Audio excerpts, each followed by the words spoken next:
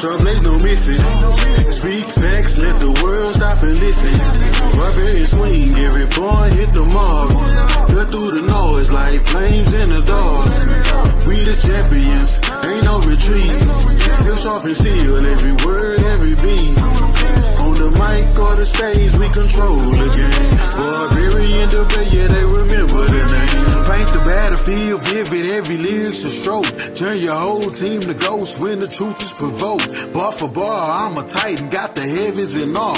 Lines heavy as Atlas, hold the world in my claws. I see life through the prism, talking dark in the light. From the dirt to the throne, every wrong made right.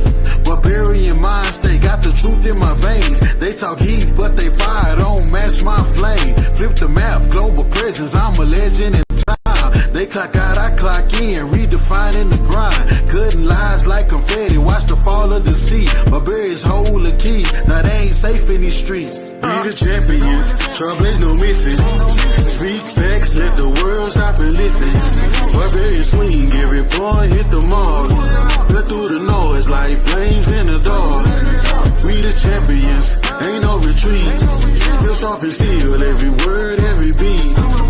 On the mic or the stage, we control the game. Barbarian debate, yeah, they remember the name. Correcting pseudos is fun, it's like righting the wrong. Honey, death toll is large from me collecting the pawns. We keep their heads on the wall and bring them back just for fun. Barbarians is lurking, but really what can be done? Meta AI is no match, you better read more than that. We redefining the game, and you lame just to blame. If you wanna play, set it up. We set the bar, you ain't tough. Step in the ring or you must. Don't waste our time with the fuss. I tip my hat cause you brave, and you the next one we claim. We toast to drink to your name, and then we spark up the flame. I don't care if it's one or two. No, they back by the whole crew. Don't bother running. Once we come in, we gonna collect you. We the champions, trouble ain't no missing. Speak facts, let the world stop and listen. Barbarian swing, every point hit the mark. Cut through the noise like flames in the dark. We the champions, ain't no retreat. Still sharp and steel, every word, every beat. On the mic or the stage, we control the game. Barbarian debate, yeah, they remember the name.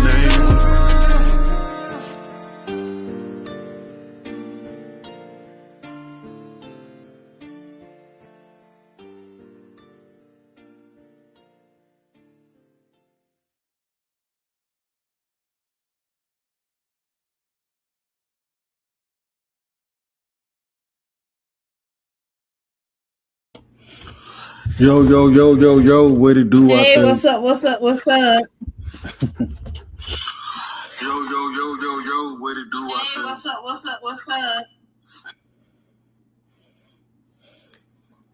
Mel, what it do? Hey, what's good? Nothing much. All right, what's good out there, YouTube land? I am Himmy the Barbarian, and I got here with me today my brother, my dog, Barbarian Mel, and my sister, Honey Clark, the Executioner Barbarian.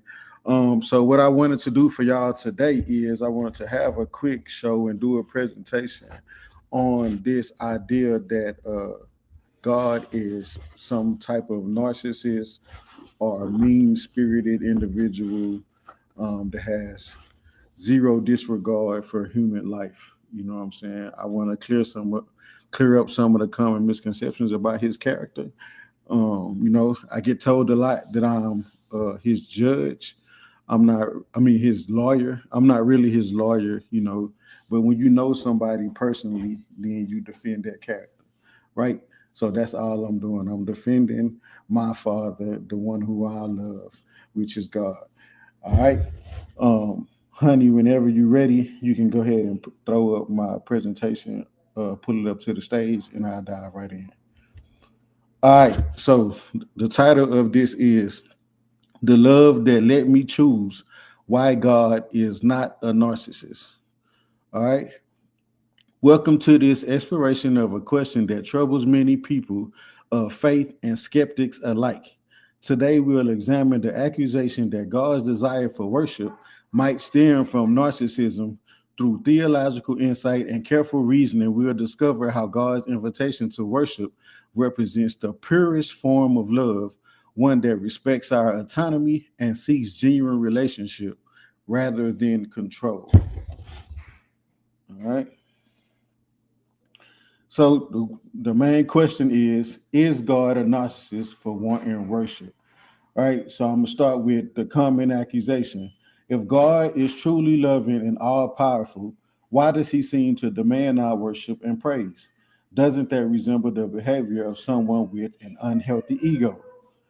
I'm going to give you guys a different perspective. What if God's desire for worship stems not from insecurity, but from profound love and a desire for authentic relationship?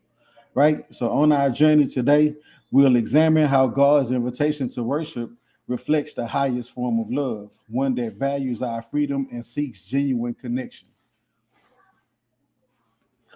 Narcissists control good and God gives freedom. All right. So narcissism, it demands absolute loyalty, craves constant validation, controls through manipulation, punishes disagreement, sees others as extension of self, right? But that's not God's nature. God's nature is he gives complete free will. That's in Deuteronomy 30 and 19. I call heaven and earth to record this day against you that I have set before you life and death, blessing and cursing. Therefore, choose life that both thou and thy seed may live. You know what I'm saying? So that proves that he gives us the ability to choose whether we're going to love him, worship him, and honor him, right? Invites relationship. In John 14 and 15, it says, if ye love me, keep my commandments, I'm sorry. So notice it says, if you love me, not you have to love me, I'm going to make you love me. If you love me, keep my commandments, all right? He's patient with rejection. So 2 Peter 3 and 9 reads, the Lord is not slack concerning his promise, as some men count slackness, but is long suffering to us war, not willing, that any should perish, but that all should come repentance. Sacrificial love in Romans 5 and 8, but God commended his love toward us in that while we were yet sinners, Christ died for us. And he also respects the autonomy of creation, meaning that we have our own ability to choose the things that we do. Just because he's all knowing doesn't mean that we can't make choices. All right. The fundamental difference is clear. Narcissists manipulate and control while God liberates, even at his own cost sometimes. A narcissist would never grant the freedom to reject them, yet this is precisely what God does, revealing a love that transcends ego. All right.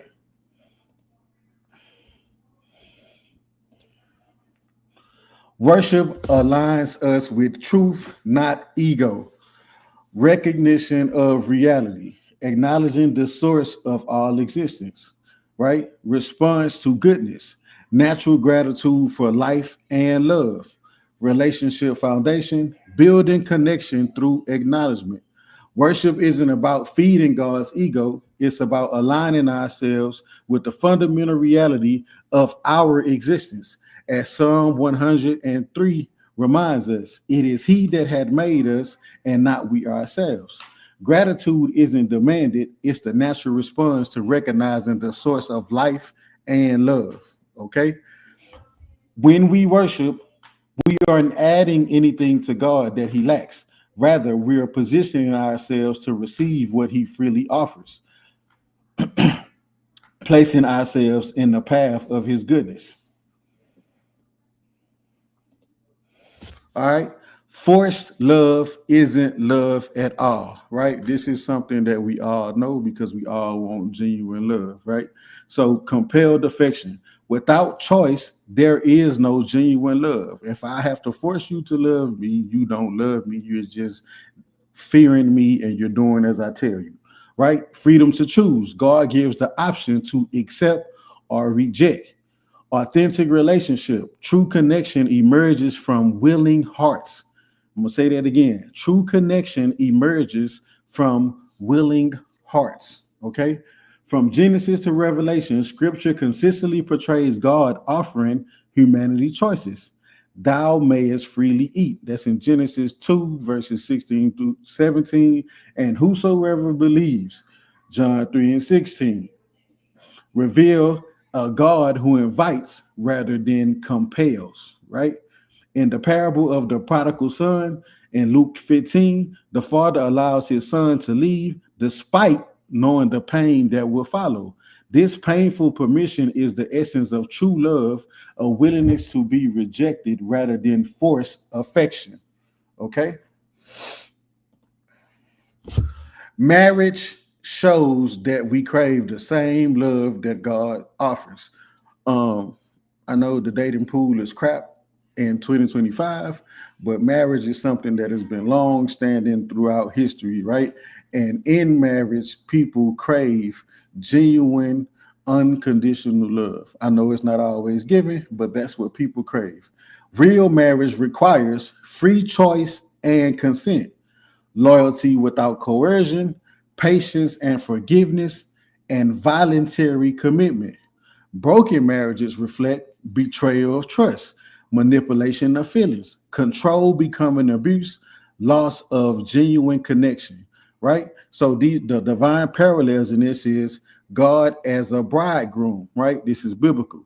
Church as the beloved bride, a covenant relationship and choice maintained throughout, right? Throughout the whole biblical narrative that is saying that God loves, I mean, Christ's love commands us to love our wives as Christ loved the church. That's in Ephesians 5:25 through 27, right? We instinctively understand that love in marriage must be freely given and received.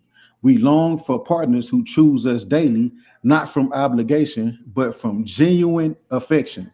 If we recognize the beauty of choice in human relationships, why would we call God narcissistic for inviting the same from us? He desires a bride who comes willingly, not one who serves from fear or obligation. All right. Even rebellious spirits obey boundaries. All right. That's in James 2 and 19. Even demons believe in terror and tremble before God's authority. Luke 8 and 30 to 31. Legion begs for permission before entering swine.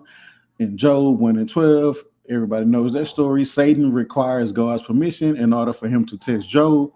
The biblical paradigm, spiritual forces consistently recognize divine authority. All right. Scripture reveals a remarkable pattern. Even rebellious spiritual forces acknowledge boundaries that are set by God. They may oppose his will, yet they recognize his authority. Kind of like how children will buck, but they know that their parents are in charge.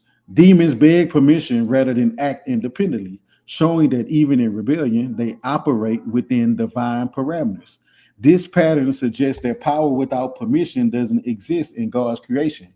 Everything, even opposition to God, ultimately operates within his sovereign boundaries, not because he micromanages, but because he establishes the fundamental order of reality. All right. Open doors are what let evil in, because people love to question God and say, why do evil things happen? Why are people murdering? Why are there rapists? All these different things, right? Because humans have the choice to do what they want to do. All right. Invitation through choice. We grant access through our decisions. Okay. Spiritual influence. Evil seeks and exploits these openings that we allow with our choices, thoughts, and decisions. Okay. Restored authority. Repentance closes harmful doorways. Divine protection. God provides boundaries and refuge for those who believe. All right. Scripture tells us, do not give the devil a foothold. That's Ephesians 4 and 27. And warns that sin is crouching at your door. That's Genesis 4 and 7. These passages reveal that God isn't arbitrarily sending evil our way. Rather, our choices either guard against or invite spiritual influence. Okay. In Matthew 12, 43 through 45, Jesus describes an unclean spirit returning to find its former home empty, swept, and put in order. only to bring 7 worse spirits. This illustrates how spiritual vacancy, not just sin, creates vulnerability. God respects our choices even when they expose us to harm. Okay? What he does after that is God flips rebellion into redemption, right? So to start off, you have human rebellion. Sin creates brokenness, right? Divine response. God intervenes with grace. You know, sometimes he intervenes and it's harsh, right? Like Sodom and Gomorrah, like the flood of Noah, right? Redemptive turn. Evil becomes opportunity. Greater restoration. Renewal exceeds original state. All right. Throughout scripture, we see God's remarkable ability to transform rebellion into redemption. Joseph declares to his brothers, "You intended to harm me, but God intended it for good." That's Genesis 50 and 20. Similarly, Paul assures us that in all things, God works for the good of those who love him. That's Romans 8 and 28. God doesn't panic when rebellion occurs. He incorporates it into his redemptive plan. Job's suffering led to double restoration. That's Job 42 and 10. The ultimate example is the cross, where humanity's greatest act of rebellion, right, became God's greatest act of love. This pattern reveals not a narcissist protecting his ego, but a master storyteller weaving redemption from our freedom. All right. Patience proves power. Okay. Patience proves power. I can't preach this enough. Second Peter 3 and 9 reveals that God is not slow in keeping his promise, but is patient with you, not wanting anyone to perish. This divine patience exposes the fundamental error in the narcissism accusation. Narcissists cannot tolerate challenge or rejection. They respond with immediate rage and retribution. That's not God. God's patience with humanity, with human rebellion, demonstrates his security, not his insecurity. True power isn't proven by constant display, but by thoughtful restraint. A narcissistic deity wouldn't destroy opposition instantly, would destroy opposition instantly. I'm sorry. A narcissistic deity would destroy opposition instantly.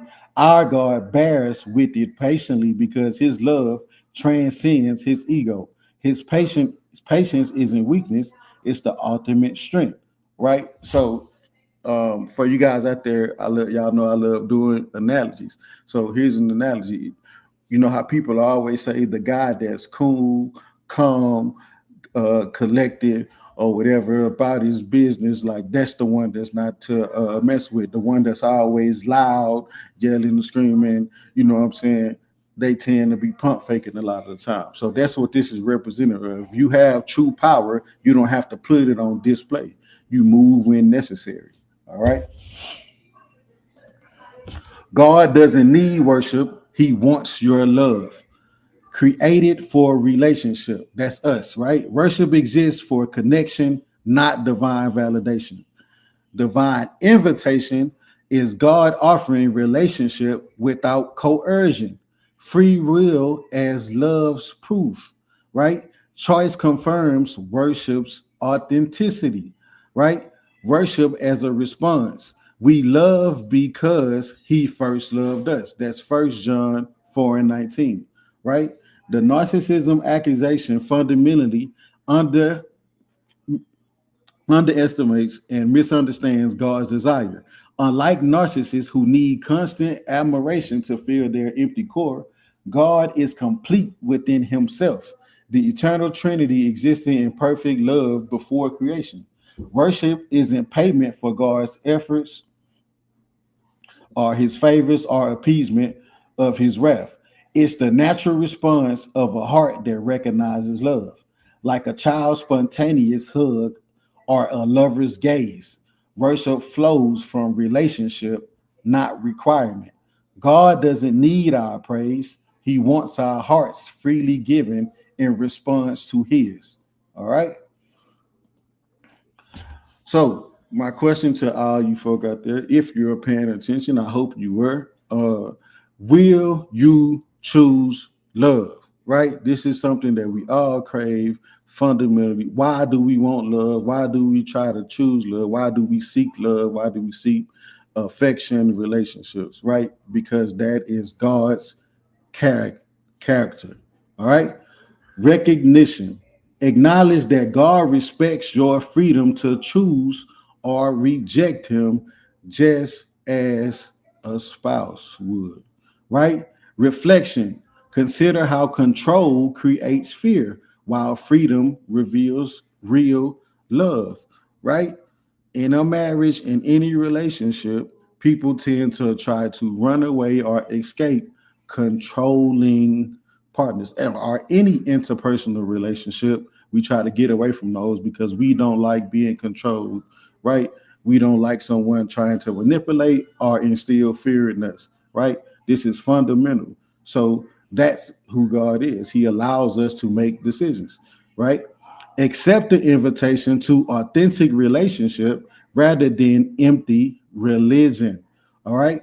We've seen that God's desire for worship isn't narcissistic, but deeply relational. He offers freedom because he values authenticity over compliance. Okay. A narcissist would demand worship. God invites it as part of genuine relationship. All right. Today, you stand at the threshold of choice. God isn't asking for an empty ritual or fearful obedience. He's extending an invitation to love Him back freely and authentically. Will you recognize this divine love that respects your freedom? Will you respond to the God who loved you enough to let you choose? That is my question to you all. This is the end of my presentation. I hope someone out there received this message. Um, Mel or Honey, do y'all have anything to say to that?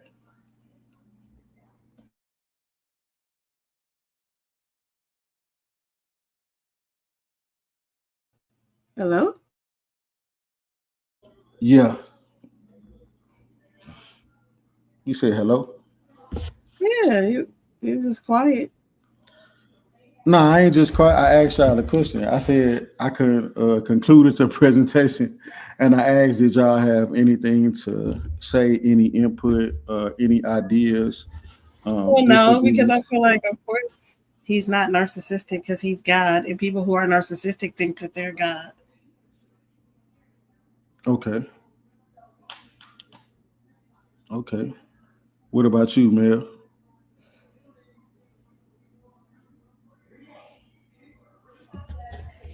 I don't think Mel is there. I saw some of the comments coming up on the screen, Honey, but I wasn't able to respond to them while I was doing my presentation. I can answer some of their questions if you can put some of those back up.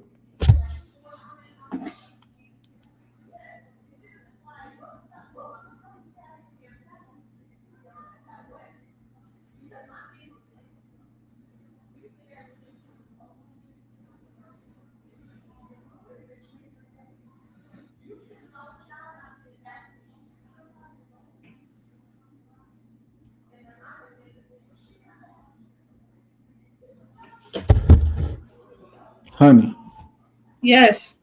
did you I hear was. that? Thank you. I'm sorry. Well, what'd you say? Yes, I was. I can't do a whole lot of this at one time. It's a lot to do. No, I was saying I couldn't see the comments as they were. Well, I saw some of the comments that were coming Oh up as yeah. they were, So but I couldn't respond to them because I was doing the presentation. he said. So what? Andrew. Andrew had the most.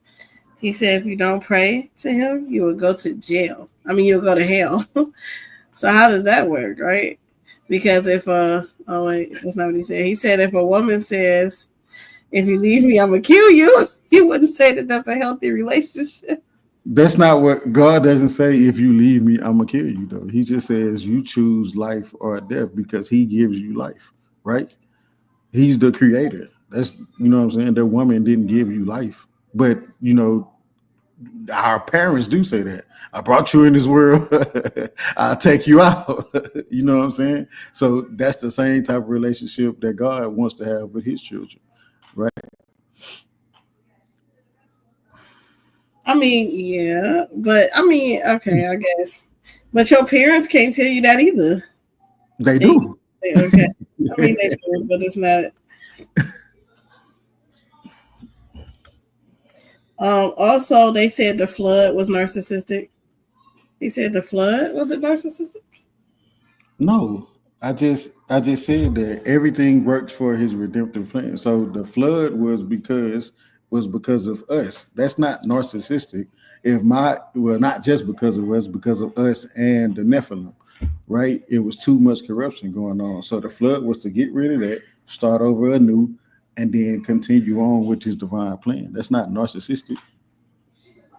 Why is correction considered narcissistic? Anyone who creates something or builds something, whether it's a relationship, a business, or whatever, and you set rules and parameters, is you can tear that down if people aren't abiding by your guidelines or your rules. Is that narcissistic? I mean, the reason why, like I said, the reason why I can't say it is because it's God Himself doing it. Right. Well, yeah, because he's the creator. So I see where you're going with that. But I'm saying even people wouldn't That's think, people who even don't if, think that. I mean, he don't believe in it. Would say that it's a narcissistic thing though, because of that. It takes the belief. But the belief is that, if you don't know, you cool. But if you're in the know of who I am, you better worship me or else. he never says you better worship me though. He If says you choose to. don't, you would go somewhere bad. Right. You choose. It's like okay, so if I here's an analogy for you. If I'm a rich dad, right, and then I write in matter of fact, I'll use power because I know a bunch of people wrote that. Tyreek couldn't get his inheritance unless he went to school and did as his father wished, because his father is what gained everything, right? So he had to go to school, work, do all that in order to inherit what was due to him, but he had to follow rules in order to gain it. That's all God is saying. That's not wrong, and that's not narcissistic.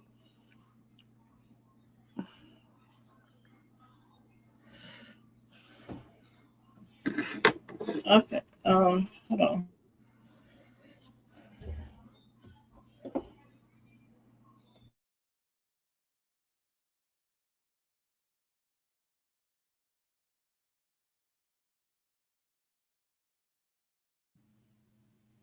Um, I did already.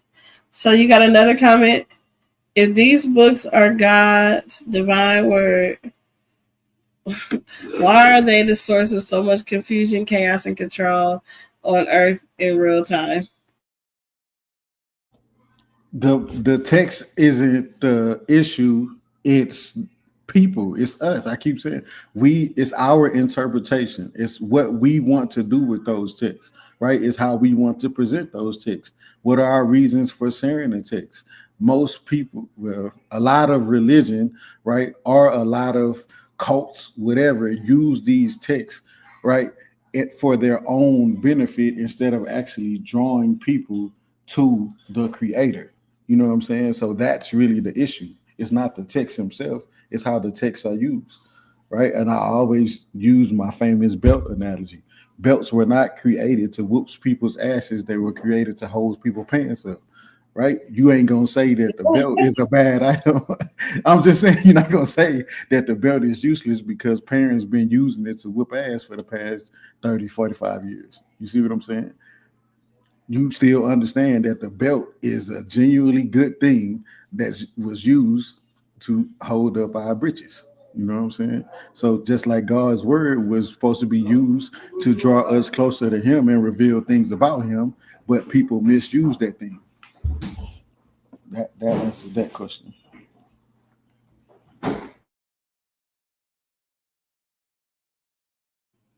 He asked another one. But why would the word of God be so easily manipulated?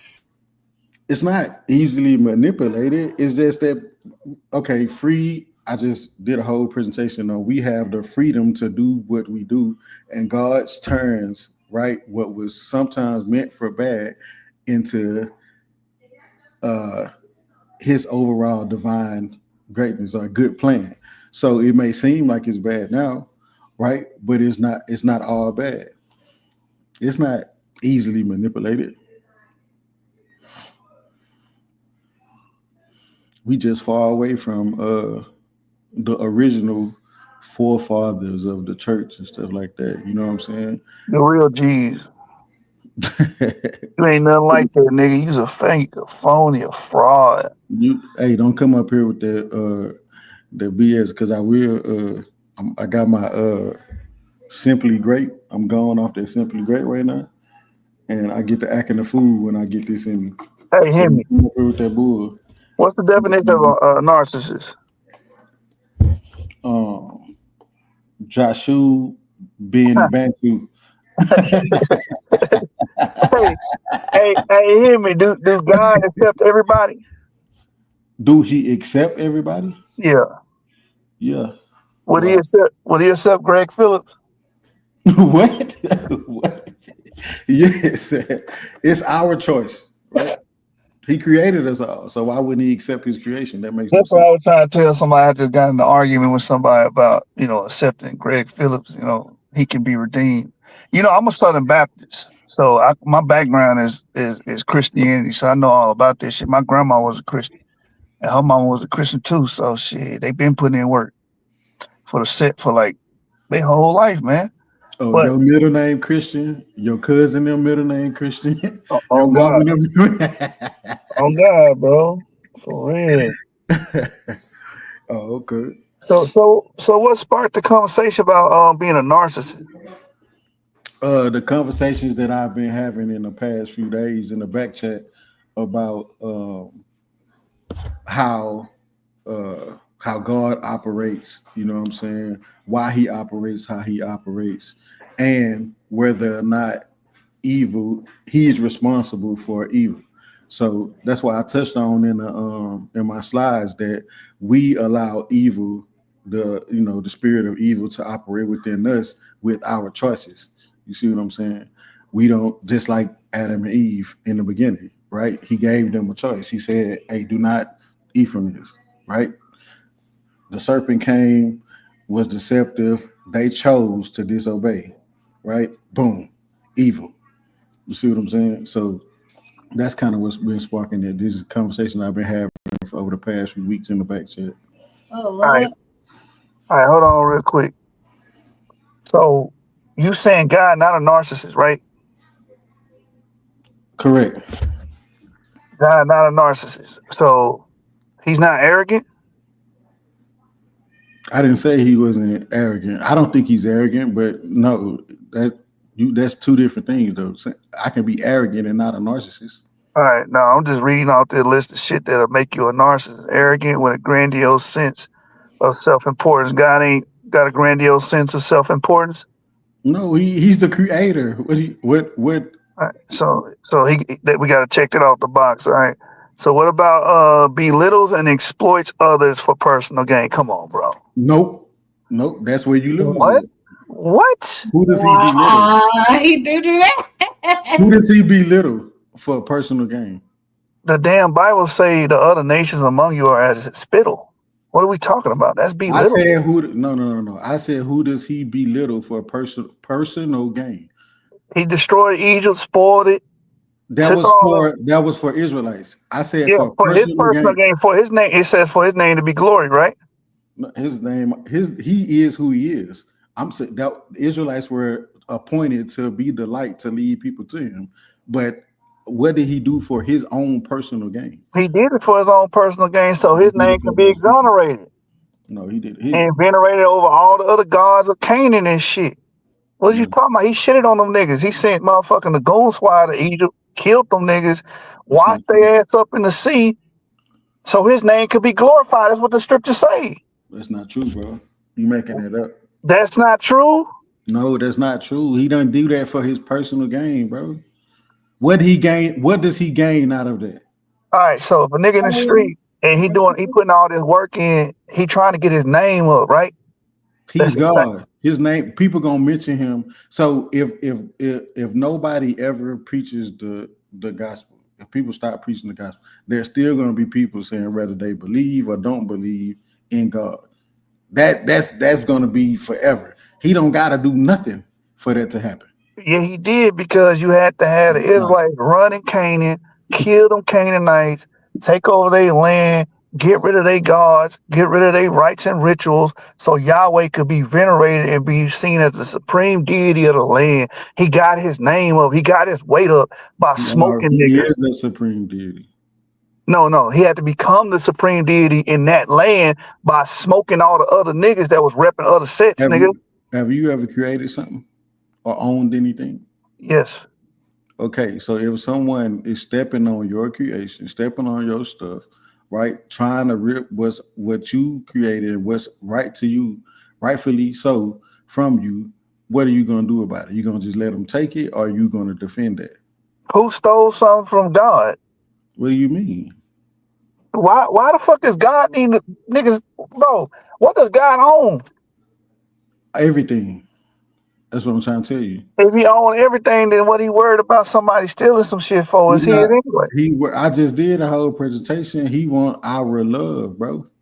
He want our love, our admiration, right? But we don't want to give that freely, right? We want him to be a pushover parent. That's how y'all want God to operate. Narcissists want though. Huh? Is it admiration of the people who they are victimizing? No, we got somebody else up here, y'all. We got Moon 2 Mafia. What's good? Like, peace to the panel. I just had a question. You know, we dealing with narcissism in the Bible and stuff.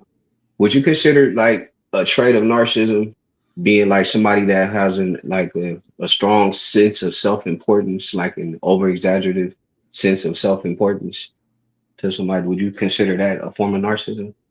That is, but how can you apply that to the creator of the entire world? Because we read the scriptures, you got like, for example, hold on. And in Isaiah, in the book of Isaiah, I forget what is it, like 45 or something, when he says, I am the Lord thy God, and thou shalt not have no other gods before me. Right? You know what I'm saying? He also says he's a jealous God. You know what I'm saying? Would you feel like that's kind of leaning towards narcissism? And we know that there's gods that predate this God as well on the historical aspect. But gods, when he references gods in that manner, he's not talking about literal, real. He's talking about stuff that we make gods, right? That we idolize. He's talking about idolatry. He's always, when he says that he's not saying that they are real gods. He's saying these are what you call gods. Don't put this before me. You making this stuff gods. You trying to make them like me, but they are not me. I'm the one true God. That's what he says. I am the creator. I gave you everything, but you want to worship all these other things, whether it be money, buildings, cars, clothes, family, whatever it is, ancestors. We want to put everything above the one who created us and gave us life. That's what he's saying. What about the first commandment? Thou shalt not put no other gods before me. He has a strong sense of self-importance. To me, that sounds like a trait of narcissism. Nah, bro, I just answered it. I told you when he's talking about God, you thinking from your human perspective, right? There's other humans that are like you. So you can have a sense of heightened self-importance. He's the one creator God, right? It wasn't multiple gods that created our world. You know what I'm saying? And gave us. Wait, but that go against scripture right there, because it says, let us make man in our image. There wasn't multiple gods, bro. There's only one God. All right. I'll ease up for you. I'll digress. Nah. It was multiple gods. It's one God. I'll digress. Go ahead and handle it, Joshua. You know, saying one God is crazy. That was multiple gods in that region. That's why he's a jealous God, because if you study Near Eastern culture, Egyptian culture, these motherfuckers would believe in a multitude. They had a pantheon of gods. And Yahweh, they wanted to turn that whole thing to one monotheism. and bring it all the way, or henotheism and monotheism, and bring it all down into worship of one God, which was already being done in Egypt a couple hundred years before that with Akhenaten, right? So now he was trying, like I said earlier, he was trying to get his name up on some narcissist shit. He didn't want nobody else around but him, and his name being recognized. That's how the temple cult started, bro. You can't get around that. Bro, I just told y'all he's talking about idol worship, man. Idol, he don't want you worshiping idol. Why would you choose? So that's like if your parents gave you birth, right? But you got a teacher, preacher, whatever that you are reverencing more than the person who gave you life, right? That's some idol stuff. No, because those people, yes, it is. That's idolatry. Let me tell you something. In the Bible, it says that. Hold on, real quick. In the Bible, it says that a man sacrificed to a Moabite god, and it worked. So you gotta acquiesce and say that the other deity had to be real in some capacity, according to the story, for them to sacrifice their child to this Moabite deity, and it actually worked. I think they won a war or something like that. What worked? I told you. No, don't tell me. Put it up. I gotta find it, bro. I'm at work, but I'll find it for you. But I remember this. I'll look for it. You said there was a man. I think it was in Kings. They were warring with the Israelites, and he sacrificed I think his son or child to the Moabite deity, and that gave them the win over the Israelites. They couldn't beat them because of that. I know what he's talking about. Oh yeah, y'all both ex-Hebrews. Okay, yeah, you go ahead. I just found it. I'm gonna pull it up.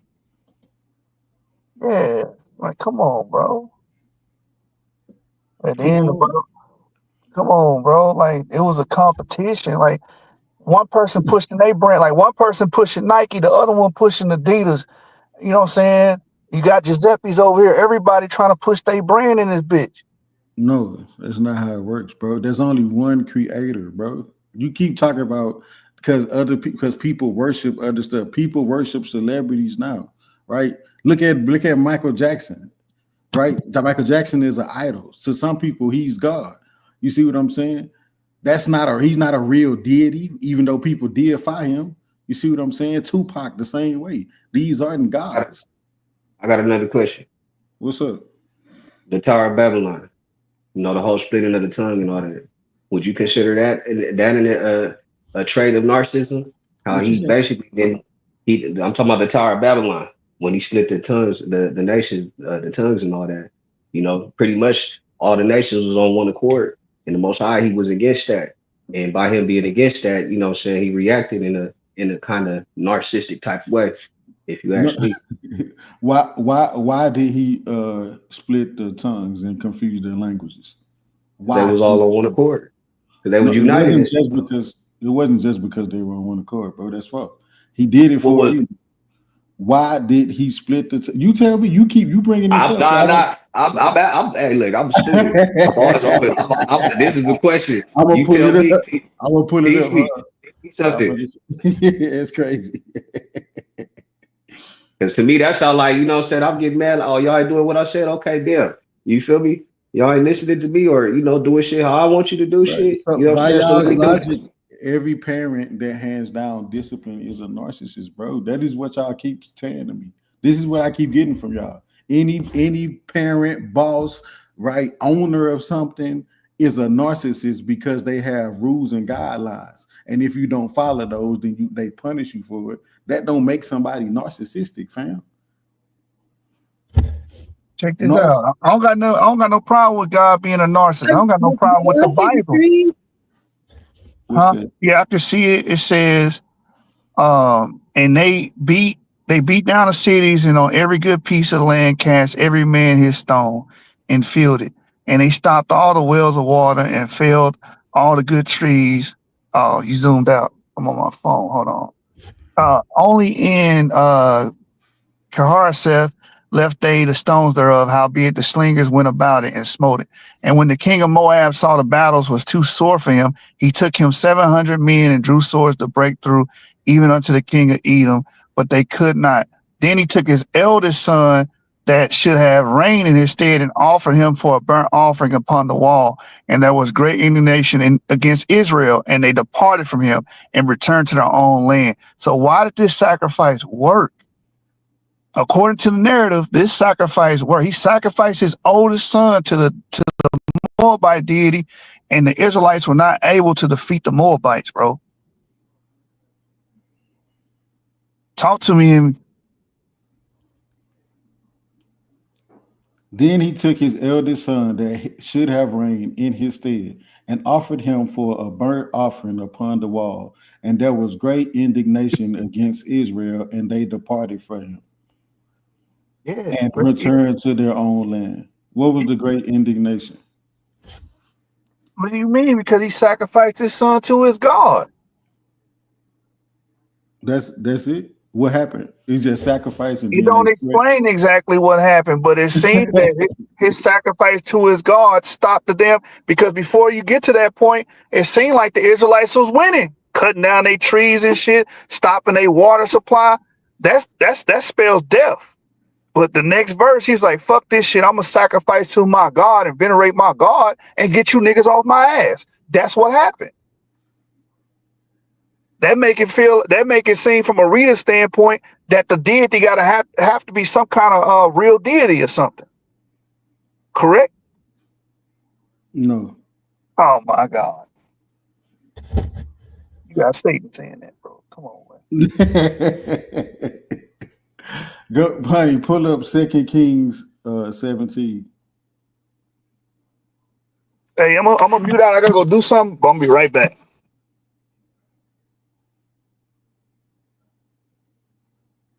Hey, no dead space, bro. I'm pulling it up, but we also have like we got Apollo here, Jalen here. Oh. They came, but you said 2 Kings 17 what? 16 to 18. I just wanted to show him that these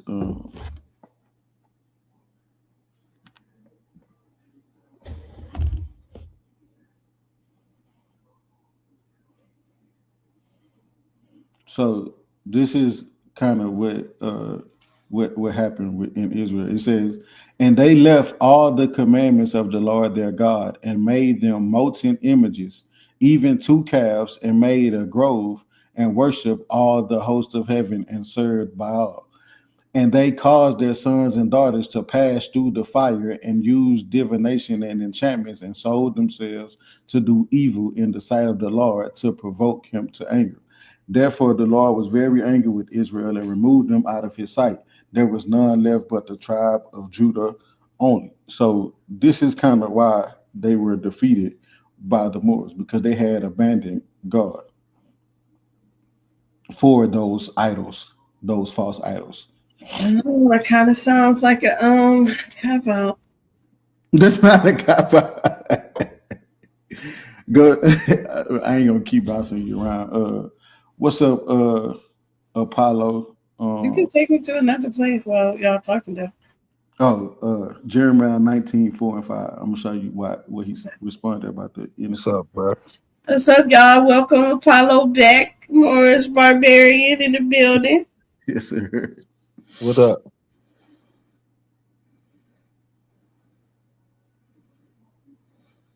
Is you bringing that scripture out?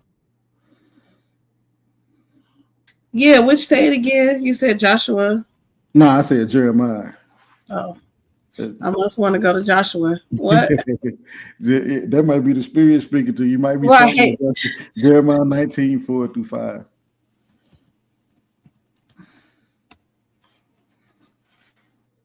I said, go to Joshua. Need that. All right, here we go. Oh, we got Wall Street Willie here too. Your favorite. Okay, it's on the screen, I think. Jeremiah 19, 4 through 5. Yep. So it says, because they have forsaken me and have estranged this place and have burned incense into other gods, whom neither they nor their fathers have known, nor the kings of Judah, and have filled this place up with the blood of innocence. They have built also the high places of Baal to burn their sons with the fire for burnt offerings unto Baal, which I commanded not, nor spake it, neither came it into my mind. So you said it was a cop out last time, and I'm just showing you this precept to show you it's not a cop out. This is what they were actually doing. So they were abandoning God. So how could they be under His provision if they are doing the same thing that these other idol worshippers are doing?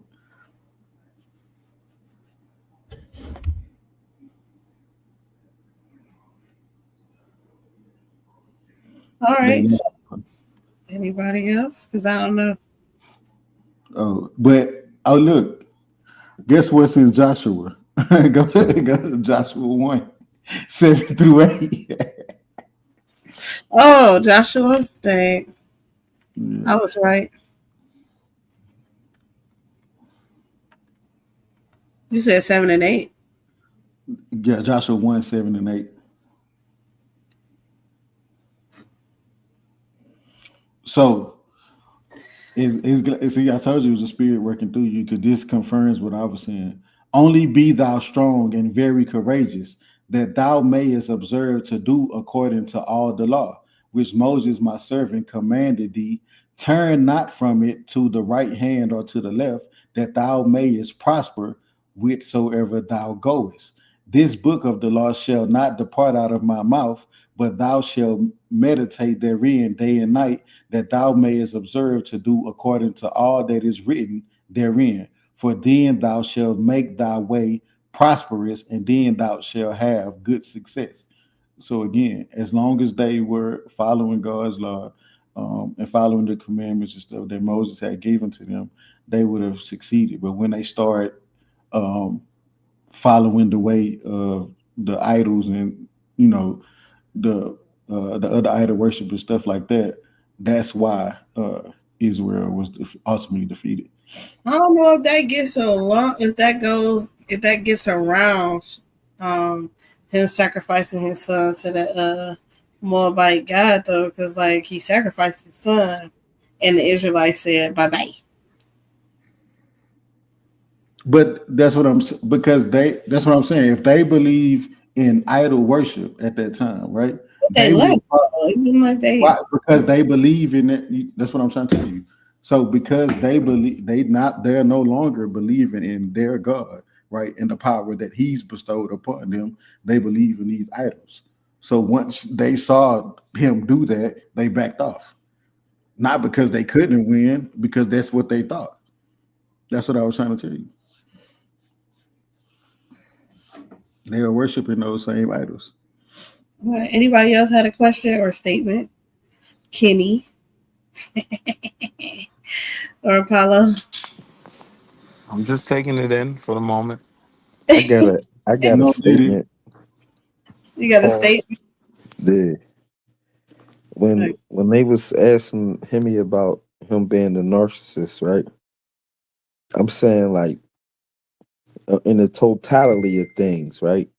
So he in at the same time he's saying that I'm gonna kill you. So it's like people's worrying about him being a narcissist, but I'm looking at like there's way more bigger problems. You know what I'm saying? So if you got a killer that's a narcissist, is you gonna be worrying about him being a narcissist, or is you gonna worry about him killing you? You know what I mean? Like if at that point, the narcissist thing is the last thing you need to be worrying about. He's saying he's gonna come back and kill everybody that ain't on what they supposed to be on. So I'm saying, like, people worrying about him being a narcissist, you need to be worrying about him talking about he's gonna be a killer. Hey, I'm with all that shit though. And this is why people conform. Well, they saying that's what that's what makes him a narcissist. Is their action. Come on, man. That not you being a killer ain't making you a narcissist. The things you doing while you in the meantime, in between time, you could say make you a narcissist, but the killing part ain't, you know what I mean? Because anybody could kill. You don't gotta be a narcissist. Exalt his name over everybody, that makes him a narcissist in itself. He said, if you the God, if you're saying you're the most high, wouldn't you be over every? So if you say that's like Michael Jordan saying I'm the best basketball player. He ain't allowed to say that. Michael Jordan's being a narcissist if he say he was the He best. is being a narcissist. No one's saying that it's inherently bad. I agree with the Bible. I agree with Yahweh killing motherfuckers, destroying shit, taking people land. I'm about to say the R word. Fucking niggas, bitches and shit. I agree with all that. Fuck is you talking about? I'm with all that shit. I'm with the shenanigans, nigga. I Yeah, support the Bible. that's what I'm saying. I'm like, I don't understand. If you saying you the most high, how would you not be a narcissist? Like how was that? How could you what you supposed to be on some tiptoeing to the tulips on some kumbaya? Like, nah, that ain't how it go. If you gonna No, be the bro. king, you gotta be the king. And being the king means you gotta, you know what I mean, take a hit or two. Yeah, why you think all them religious wars happen? Some of the most bloodiest wars is behind religion or Yeah, some cult deity or something. So yeah, that's what it's about. Like it says you made in his image, so you gotta ride like your father ride, right? You gotta go no doubt. slide like your father slide. If So you in the yeah. religious business, it comes with killing. It is what it is. Yeah, because at the end of the day, you gotta subdue your opponents, right? Yeah. That's what I'm Christianity, saying. This is Christianity, all in the manuscript. Like when you sign up for the job, that's what in the title. You can't take that out the title, then it ain't what it is. Then I'm just that's why I respect Christianity, because the reason why Christianity is one of the most popular religions it is now today is because of the sword. Niggas yeah, got dominated. it is what it is. I mean, like at the end of the day, the numbers don't lie, right? They definitely been doing what they've been doing, but they ain't been doing it as long as we've been doing it. The only thing they did was just did it in a way that make you forget about all the times you won. That's like beating somebody 50 times and they beat you one time, but they make you remember the one time they beat you. But you done whooped them 50 times in a row. Like, yo, man, come on, man. The score ain't even the way y'all trying to act like the score is, that's not the score. It only could be the scores if you man fuck me and make me believe that you've been whooping my ass forever when you really just got up. Quit playing, man. You referring to Islam, huh? Islam versus Christianity. No, no, I'm referring to us as a people just being up over everybody else. Oh no, we definitely been getting our ass. I don't know what you talking about right there. For how long? Shit. And you talking about Africans in general? Yeah. Shit, a good 1,000, 2,000. Man, that's what I'm saying. You gonna believe the hype. And what years was them? Who was winning when we was losing? Nigga, Africa got converted to Islam. I don't know what you talking. Majority of it, especially the north, the See, east, when and you parts of the saying got west. converted, when you saying the people who got converted, right? Yeah. The people who went into that direction of Islam and was dealing with that is because the people who brung that, they was in blood relations with them people. The whole Africa didn't convert to Islam. It was only the north part. And that's because the north part already had the migration of the people who came from that direction. So when the Islam came into Africa and they seen who they was, it was like, yo, them was my cousins. What we talking about? But I don't know Christianity if I did the agree same with that. thing in Europe. Hold on, real quick. Christianity did the same thing in Europe. You had Yeah, Celtic gods, you had Druid gods, you had a variety of different gods, right? But yeah. Christianity wiped all that shit out. Like, no, fuck And that. You came to and following formed the Jesus, one. you They following formed the the one Virgin and came Mary. to. That's how they. You But only could win if within, you bring it all together. As long as it's all separated, you can't never win like that. Somebody got to come say, "Yo, this is what it is. Lay down or get down," and then we gonna get everybody else. That's how it go. Like the play been already drew up. Now, if you don't want to go by the play, then you just gonna get your ass kicked. unless you fight back, like the Crusades. Yeah. Anytime somebody win is because all of their people came together under one banner and said, "This is what we doing, man." Well, that goes against your point about Africa because they believe in a bunch of shit. Mommy water. Got I their ass mean, kicked. They I got know. their ass kicked. Yeah. Believing in a bunch of shit will get your ass kicked when you come against a whole group of people that's on the same page. Yeah. Well, I almost disagreed. That actually made sense. That's why I tell Christians today they need to slide for Jesus. Not go preach and, you know what I'm saying, be in the choir and sing for slide for Jesus, bro. You ain't really about that shit, nigga. You ain't about that Jesus Christ shit, nigga. Hey, man, because Man, that's how shut it up. got put down. It got put down to slide. Nah, but look, all I'm saying is what separates someone else from, like, I see all the examples y'all are giving and stuff, from being a narcissist from and God not being, is because he really is that. If I'm really am him, I'm the creator, I'm everything, I'm not narcissistic. My importance is what it is, right? Narcissists try to elevate themselves and they try to belittle others in order to elevate themselves, right? God don't have to elevate himself if he's the creator. That don't make any sense. That's what I'm saying. You know what I'm saying? To bring that shit home. Now y'all can continue with y'all. I I'm agree. saying, Got it about life. look, But I wait, feel somebody you, Himmy, but disagreed. I'm saying he's a narcissist. Let him be the narcissist that they saying he is. No doubt. Narcissist, and I'm going to kill you at the end of the day.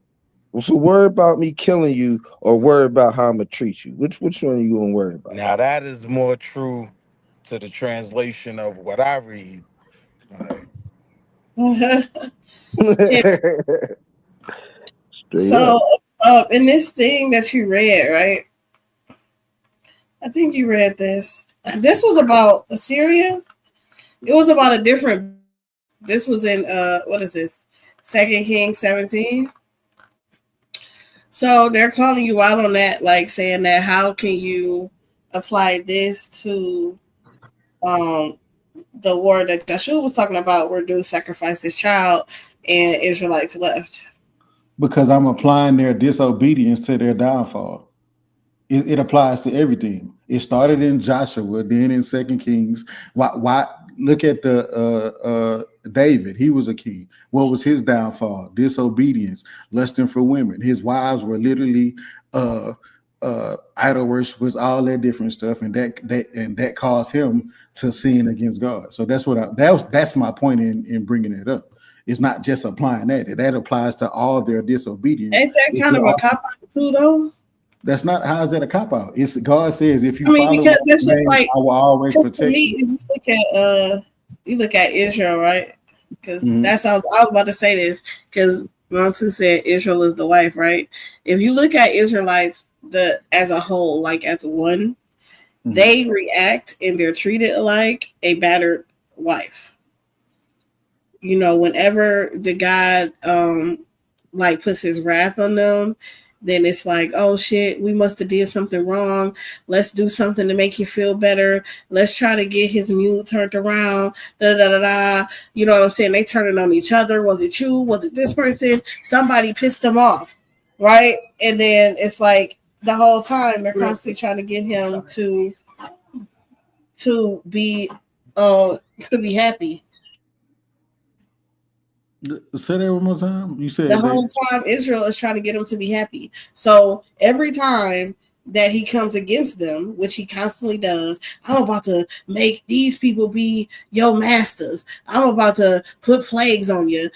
He constantly was fucking up Israel. They turn each other trying to please the guy, but every single time it was like, damn, we must have did something wrong. Let's try to please this guy, which is the same thing a battered wife does to a husband that's abusive, or vice versa, whatever. But no, they were disobedient. Of a narcissist is constantly trying to please them to get them to not bring them their wrath. Yo, y'all are trying to shape the narrative. Israel was disobedient. They were not living righteous. You see what I'm saying? So that's why they were getting punished and shit. They were not just, God just wasn't abusing them for no reason. He was punishing them for their behaviors. You see what I'm saying? They can't say, "Oh, I'm trying." It's like I'm saying. It's like you keep apologizing for slapping me, but you keep slapping me. What you mean? I'm gonna keep punishing you for it. That's what's happening. It's not they wasn't righteous. They wasn't living righteous. They were giving themselves up to idols, right? They were following the customs of the lands that they were in and stuff like that, and abandoning God. That's why they kept getting punished. That was their downfall. That's not God's fault. He was trying to bring them back to Him, and they kept going astray. That's the real narrative. I don't know why people keep trying to change it and make it seem like God did something to Israel first, and then now they're just a battered wife and trying to get it right. Like either he's equal to the creation or he isn't, right? Because I'm confused at this point. Confused about what? I understand what Himmy's saying, but with Israel, in some type of way, they had to be believing in the Moabite God, because when he sacrificed his son, not saying that they was actually following the Moabite God, but that shouldn't have had no effect on them. But being as though it did have an effect on them, then that's why they turned away, because, you know what I'm saying, they didn't believe all the way. That's why I took you to Joshua. Well, you brought up Joshua, and I just thought it was perfect. You know what I'm saying? Because in Joshua, that was their warning that if they don't do right, then they will, they won't prosper. And as you see, they didn't take heed to Joshua's warning. They were giving themselves up to idols. You know what I'm saying? The laws of the land that they were in. They stopped, worshiping God and start worshiping all this other stuff. So now they are susceptible to stuff that everybody else is susceptible to. That's ultimately how they were defeated. It wasn't about him sacrificing his son. You know what I'm saying? It wasn't. It was a spiritual thing. That was my point in bringing it up. I don't know how they saying it's wrong that I applied it when they were warned. I think it was because he was just saying like it didn't apply to that war, so it was like you randomly go to another war talking about something and then being like, yeah, this applies over here. It applies to any war that they were in. Okay, sometimes you gotta use an example for another example. Sometimes. Yeah, it just applies to anywhere because they were supposed to be a prosperous people, but they kept failing because of their own disobedience. That was my point in bringing that up. I don't want to think nobody to think that I'm trying to be misleading. I was just showing that that's what they were warned, and then they, start being disobedient or whatever, so they are susceptible to fall to any nation after that because they're not an obedient nation anymore. If you would have reversed it around and the Israelites would have tried to sacrifice one of their sons, the Moabites wouldn't have stopped fighting. Right. Because they don't believe in. Yeah, they wouldn't have believed. They were like, what? That one less Israelite to worry about. Right.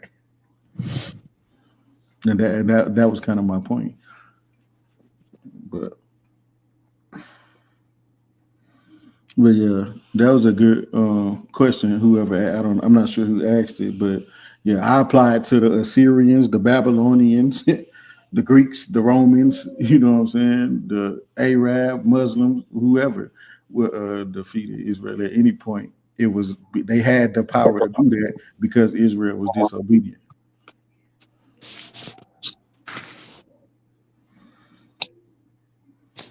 He said God was actually doing a so-called miracle and said he would deliver them to their hands.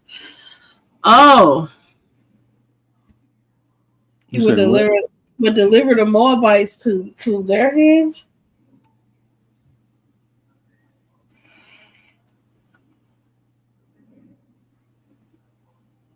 Is this 2 Kings? He said 2 Kings 17 and 18.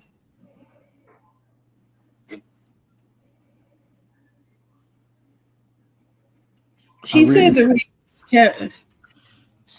2 Kings 17 and 18? Yeah, I read that. That's when God took his hand. That's God taking his hand off them, his layer of protection.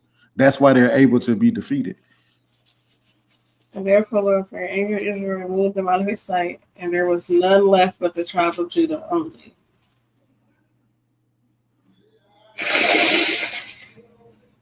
So go down to 20. That should be So is 13. this why? Is he saying is this why they were defeated? Yes, because of their disobedience and their idolatry and all that. It's because God took his protection off them. They didn't believe fully, right? They were disobedient. They didn't believe fully. Put it like this: if you don't believe in, let's say, unless you just trying to say it really worked, but if you don't believe in some weird, like you don't believe in miracles, right? Let's say you don't believe in miracles, or sacrifice or whatever to God, and I say I'm gonna cut you in my house trying to kill me, and I say I'm gonna cut my son's head off. You know what I'm saying? And this is gonna stop you from killing. You're gonna be like, nigga, cut his head off or blow his brain, do whatever. You know what I'm saying? It ain't my son. I'm here to kill you. You're not gonna stop me. Kings chapter 3. He's giving me the things in the chat, so that's why I was like, okay. Chapter 3, verse 17 and 18. He's another person like you.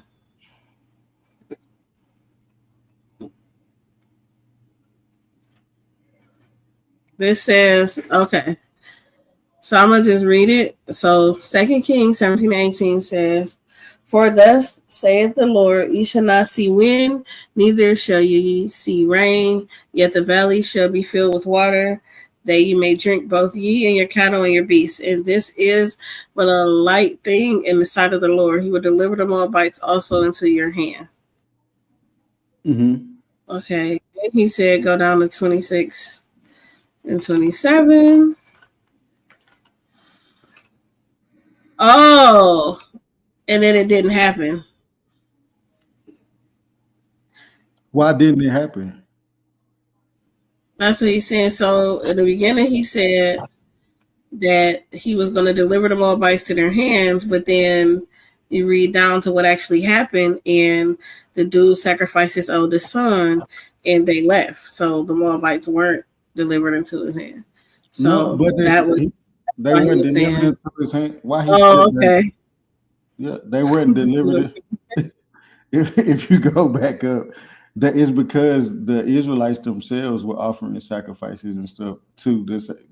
They were doing the idolatry and shit too. So he removed them out of his sight. He removed them out of his sight. That's what 17 to 18 says. No, it don't. So okay, we went back. This is 2 Kings 3, right? So 2 Kings 3. Oh, I'm in the wrong thing. Yeah, that's what I was like. Wait, no, 2 Kings 3 said 3:17 to 18 says that he's going to deliver the Moabites into their hand, and by the end of the battle, the Moabites weren't delivered into their hand. The one Moabite went to his god, sacrificed his child, and then Israelites left. So whatever he was trying to do, as far as from the way it reads, because I know you're going to cry about it, but whatever way he was about to deliver the Moabites got reversed when he sacrificed his son. Because he sacrificed his son and then it didn't happen. That's not how that happened. If you go to second, no. Let's read. Let's read from. Go back up to 17. Go back up to 17.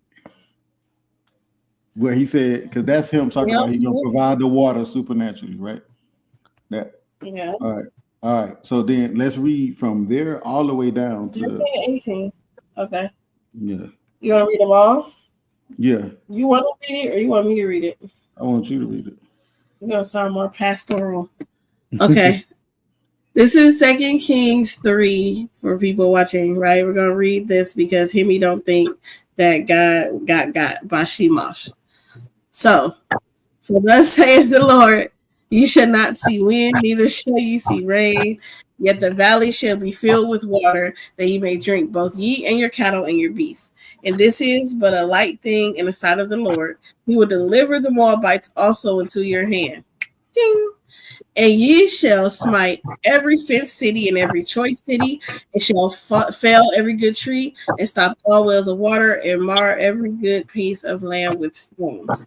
They came to pass the morning when the meat offering was offered, that behold, there came water by the way of Edom, and the country was filled with water. And when all the Moabites heard that the kings were come up to fight against them, they gathered all that were able to put on armor and upward and stood in the border. And they rose up early in the morning, and the sun shone upon the water, and the Moabites saw the water on the other side as red as blood. And they said, "This is blood. The kings are surely slain, and they have smitten one another. Now therefore Moab to the spoil." And when they came to the camp, what is this? Read that again. The Moabites said that it was blood. The kings are surely slain, and they have smitten one another. So now the Moabites to the spoil. They're coming up. Right there, they're already defeated, right? Now go. No, they're not defeated. Okay, they're coming to fight the kings. When they come up there, they see blood, so they feel like maybe they fought each other, so that they don't have to, right? So it says, and when they came to the camp of Israel, the Israelites rose up and smote the Moabites, so that they fled before them. But they went forward, smiting the Moabites even in their country. And they beat down the cities, and on every good piece of land cast every man his stone and filled it. And they stopped all the wells of the water and filled all the good trees. Only in Kiraseth left they the stones thereof. Howbeit the slingers went about it and smote it. And when the king of Moab saw that the battle was too sore for him, he took with him 700 men that drew swords to break through, even unto the king of Edom, but they could not. Then he took his eldest son, that should have reigned in his stead, and offered him for a burnt offering upon the wall. And there was great indignation against Israel, and they departed from him and returned to their own land. They were 100% defeated by them. How were they defeated? Listen. When the Moabites were about to be defeated, he killed his They were defeated. They were defeated. That's defeated, why. So why it says, and when the king of Moab saw that the battle was too sore for him, they were defeated. Right? They weren't defeated. He still had 700 men that drew swords, and they couldn't to go to the king of Edom, and they could not. Okay, so then he burnt his son up, and now Israelites left, and they still and the Moabites still have their land. They're still there. They didn't overtake them. I don't understand how you saying they wasn't defeated. It literally tells you that Moab was defeated. It doesn't say that. It says the battle was. So what does it mean? First, I want to. That he was losing. He was losing. Right. So he was losing, but he didn't lose it. It was not lost. It was saved by him burning his son. It was not saved. What is indignation? Stop saying that. We gotta stop saying that because it says it was great indignation against What Israel. Does that mean? What does that mean? The word indignation? Yes. Anger. Okay. What does it mean? It says anger. Well, I'm gonna read the definition: anger or annoyance provoked by what is perceived as unfair treatment. Go to the Hebrew, man. That's what it means in English. Go to the Hebrew though. I just want to show you what it means. I don't want to have to do this like we did last time on the because we said we weren't gonna argue today. But basically, the indignation is disgust, right? Of them doing the sacrifice. That's why Israel. They didn't do a sacrifice. I didn't say. I'm talking about him, the king. The king. How could it be disgust of the king? That ain't his person to care about. What do you mean?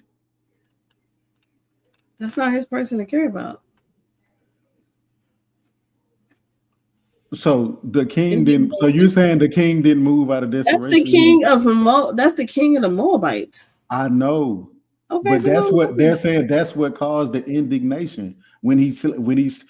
So it wasn't that the fact that he offered up the sacrifice. The indignation was him chopping off his own son.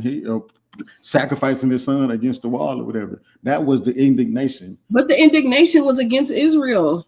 I know, but you're saying that it says, okay, in this blue letter crap in the King James, that it says indignation, wrath, or anger. Mm-hmm. Okay, cool. So it worked. Yeah.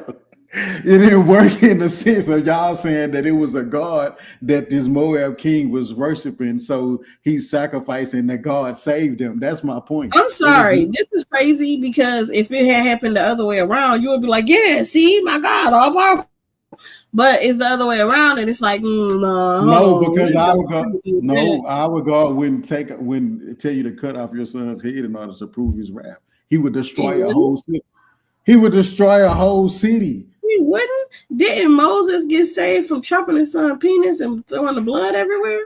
You're not listening to what I'm saying. I said in a form of me saying that my God has power, right? I'm not. I kind of gonna use an individual scenario to say if somebody does something like that's power from a God. Power this from seems God like would be the flood. He was losing, right? It was no reason for Israel to leave. Like they literally had no reason to leave him alone. They was fucking him up. This nigga go kill his son and shit, and they like, man, a whole great wrath came against Israel, and they left.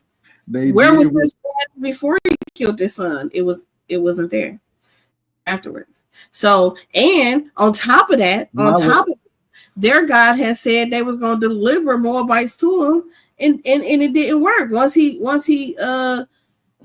chopped his son up, it was like, Shemash won. They didn't get delivered. They would have if he hadn't killed his son. Israelite might have prevailed, but they didn't because he killed his son. Israel wasn't supposed to pay no attention to that, though. They gave the power to that, and that. They didn't give no power to that. It says that this guy killed his son, and then there was a great wrath against Israel because he killed his son, which means that once he offered him up, it was a wrath against Israel. No attention to that. Bro, so let's go back up. Let's go back up to verse 24, man. Oh, you gonna go back up? Why? Because we just got to get some understanding here. And when they came to the camp of Israel, the Israelites rose up and smote the Moabites, so that they fled. Listen, so that they fled before them, but they went forward and smiting the Moabites, even in their country. What are you talking about? So how are you saying they were winning, and then all of a sudden he like, oh my goodness, they're about to take over our land. We can't have this. Hey son, you got to go. And he killed them, said, Shemash, do your thing. And then a great wrath came against Israel, and they ran away. No, when he said he was going to deliver the Moabites into their hand, it was talking about the victory in the war, not them taking the land. But they don't have no victory in this war because they ran away. Yes, they do. No, they didn't. They beat them. Yo, they beat their cities down. He said they departed from him and returned to their own land. That the Israel went to their own land, but I'm saying that the Israelites had already beat their kings. They killed all their people. They only had 700 people left. Israelite retreated. No, they didn't. What are you talking about? Those kings were coming against Moab. What? The kings that were there, they was coming to go against them. Yo, go to verse 25. Huh? Remember that verse 25, because remember it said that God would offer up the water, but not like literally spiritually, right? So if you read 23 through the rest or whatever, you can see what I'm saying. The victory was they won the war, right? They just failed. They left the war. How did no Israelites got killed? Well, I'm not saying no Israelites. I don't mean that. Let me rephrase that. I'm not saying no Israelites got killed, but it's like if I'm a Marine, right? I'm a Marine, and we go to Iraq, and once we start pulling out, there are still people in that land that exist and are living we didn't lose the war because we went back home. We beat them. We just say to destroy the whole city. That's what y'all are trying to say is a victory for Moab. That's crazy. There is a victory. The reason why Moab was even fighting to begin with is because they started to rebel against them. That was the reason why they wanted to come up and get them back under control. And they didn't do that. Look. Yeah. Bro, they beat them. Then this dude, they beat them so bad that he killed his own son. And then the Israelites. That's normal for them, though. You acting like that's a big thing. That's what they do. They sacrifice kids. That's cool, but I'm saying that's not a win for Moab. Why do you keep saying that? They won. They lived.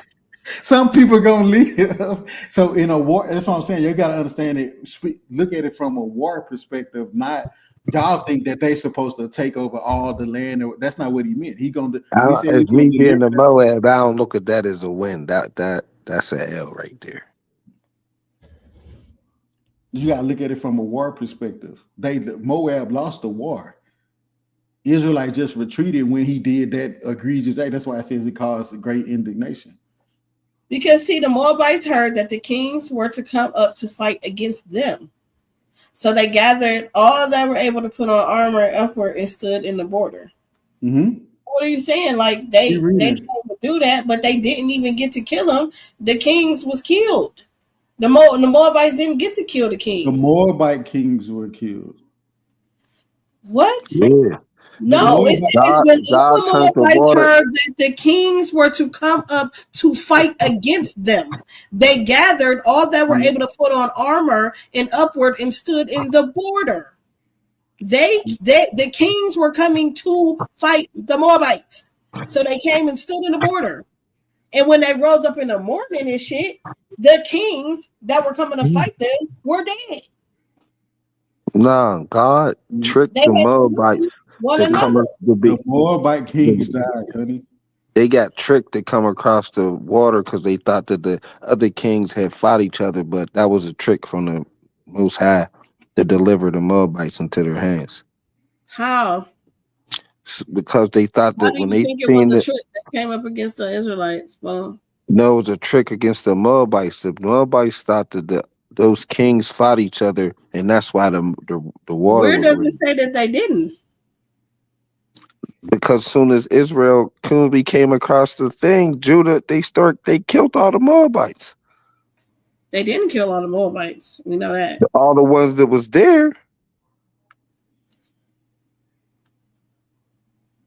No, they didn't kill all the ones that was there because they ran. The ones that went across that river and all died.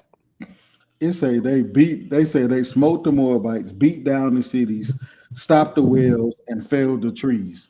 How is that not defeat? Like because they only ran once old boy went to his God. I'm gonna let y'all have that. That's crazy. I'm thinking you gotta look at it from war perspective. Like we was on the last leg. That was like the last thing that he could pull out. Like it's over. If that didn't work, it'd have been over. And it shouldn't have worked because, like I said, if it would have been the reverse, Israel, no, it shouldn't have worked. If they believed all the way, it wouldn't have worked. Because if it was the other way around and Moab would have been running down on Israel and they would have tried to sacrifice one of their sons, that wouldn't have worked with Moab. Moab would have been like, word. You into the kid sacrificing minutes, word. That ain't nothing. We gonna sacrifice, you know what I mean? That's what we do. They probably sacrificed a couple of kids before they went in the war. And I misspoke too, my bad. It was the Israelite kings, honey. You was right about that. I want to clear that up for people trying to say I'm trying to be just honest. But now, Moab ultimately, like some of them survived, but like I said, this from the beginning, Israel is not prospering the way that it should over time because it's not doing as God instructed them to. They're being extremely disobedient. That's the gist of all this. You know what I'm saying? No matter how you want to look at it. just like what Apollo said, that shit shouldn't have stopped them from doing. They supposed to go in there, keep going, but they was, that's nasty. You know what I'm saying? It says the indignation. It says the word he's tripping. Hey, hear me. It say the word indignation, my nigga. Like my young Padawan was schooling you on that, bro. You just gonna have to take that L on. He wasn't schooling me on what? He was schooling me. My Padawan is Honey Clark, and she was putting hands and feet on you. I just heard it, bro. Bro. On Christian, nigga, on Virgin Mary. Nah, she. I see on Virgin Mary. You mad because the beat down they got put on you. I see. Okay. Hey, hear me. Hey, hear me. Check it out. Oh, the beat down. That's some shit off screen, nigga. You can't be mentioning shit that be happening. If it don't happen on camera, and then hey, but yeah, that gym work. No, my nigga, I did the same shit the Moabites did to my son in the debate. My son Silky and my son Reuben. I sacrificed their ass to the Moabite. Yes, niggas. That's how you keep getting your wins. Okay.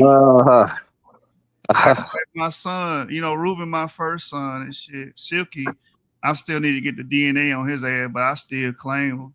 You know what I'm saying? Oh, God. His head is already in the back though. Right. Hold on. So that way just said, I guess that's how you pronounce his name. Just said, why did I say all the stuff I said about Israel? I just tied it back. I said that still is fits into Israel's rebellion. Everything I said about Israel's rebellion is true. Israel's rebellion caused them to fall to several nations. That's why they were slaves and all this other stuff, because of their rebellion. That is a fact. I didn't make that up. That's biblical. Hey, can I say something on topic? What? He been on topic for a minute, man. We got Mad Dog 2020 in the chat. Tell that bitch ass nigga to come on the damn live chat. Who is that? On the panel, Mad Dog 2020, nigga. Lord. Who the hell is Mad Dog 2020? Man, think of Molly. JJ in the chat? Yeah. Tell that nigga to hit delete. Yeah, nigga. We finna see if that Mad Dog gonna beat this crown, nigga. What are you talking about? He said that you was the first pseudo up on the top 10 pseudo checklist or something. Yeah, the irony of a pseudo trying to call somebody else a pseudo, nigga. Get your ass up there so I can punch you in your head again. Put the source up that he was talking about. Yeah, nigga, bring your ass up here. He watching this shit, nigga, watching and hating at the same time. Whole ass nigga, bro. Like, that's what I'm saying with the Christians. They did shit the whole ass niggas. I wish we can go back to those days. Niggas was getting guillotined. Niggas was getting tarred and feathered and shit, embarrassing they ops, nigga, running them down and all that shit, nigga, fucking they women and shit. We need to go back to them days, my nigga, on bro. Like, AJ would have been a Visigoth, like, on my mama, bro. Niggas would have did them stuff, bro. Them Christians. That's why I fuck with the Christians, bro. That's why I be telling Himmy I'm not really an enemy of Christianity. You know what I'm saying? Because Christianity, they represent gangster shit. And we all love gangster shit. Himmy, he listen to gangster music. That nigga pop lock to it. Dougie, do the Dougie, all that shit. Yeah. No, I don't, but I only listen to my music. No, he lying. I don't listen to my music. Yeah, man. But yeah, man, that verse was really mixing you up, bro. That verse, like, it is what it is. And then you had brought something early to bring it back because I couldn't really respond to you on that. You brought something up that said God don't do no evil or something like that. You said that, Himmy? God doesn't do any evil. It's men doing the evil. Nah, I didn't say that. I said we invite evil with our choices. So God didn't send a lying spirit to one of the prophets to go lie to King Ahab. Yeah, but that's different from what I'm saying. You trying to cherry pick. I said we invite evil with our choices. I'm not talking about what God uses for his divine plan, his divine revelation. Would it be fair? Huh? Would it be fair to say God is good and evil? I think we all. It says that he created good and evil. That's biblical. So I would never deny the shits. You with the shits, my nigga. But I always say that God, everything is. But God's not evil. Himself ain't evil. No. I'm just saying he created good and evil so that we can be able to understand that. We understand that contrast. No. He's a terrible God. The scriptures say that. He's terrible. The scriptures say he's a terrible God because he killed and smoked. No, they don't say that. Why you don't? He is a terrible. It do say he's a terrible God. You know what I'm saying? I'm talking about because he's terrible because he smoked niggas and do all that. This nigga just talking. He do smoke. So why is he terrible? Niggas. Yeah, and Tiffany talking about Mike. I'm the one keeping it real on this motherfucker. He smoked niggas. Nah, he smokes millions of niggas. What do he show? What does he show? Is it more wrath than patience or more patience? It's more wrath. That's bullshit. It's way more patience now. Come on, man. Everybody would be dead. No, that's the reason why he took the law of Moses away, because we all be dead if the law of Moses was still around. Check this out, bro. He killed the whole goddamn planet except Noah and his family. That's a whole plant. That's a planetary genocide, bro. Well, that was after the Nephilim, though. You know what I'm saying? That's kind of why that happened. A planetary genocide. So you cool with Nephilim coming today, and then all of us just being the casualty because of that? No, the people he tried to find something. I won't be no casualty. He only found Noah as a righteous man. There wasn't nobody else being righteous. But he killed everybody. Though. On the entire world? And he repented. It says he repented that he created man. That's some shit I would say. If it was up to the law of Moses, how many of us would be alive right now?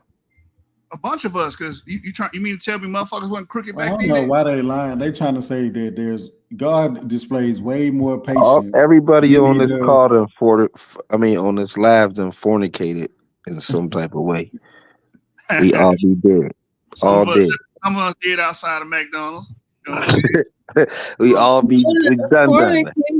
I thought fornication in the Bible didn't involve sex. Whichever way you want to look at it, you did it. Them niggas was fucking prostitutes and shit back then. It don't involve sex. I'm saying even if it don't involve sex, whatever the category is, everybody on its phone did it. Yeah. Everybody on the call, yo, straight up, keep it real. I fuck with the Bible. The Bible say that everybody in the Bible did it too. Motherfuckers was killing motherfuckers and taking their women. But you skipping over the question, bro. Does God display more patience or more wrath? No, he according to the Bible. According to the Bible, nigga, in the first goddamn 10 chapters, he's smoking the whole goddamn planet. What are we talking about? That's patience. Who brought the grace? Who brought the grace?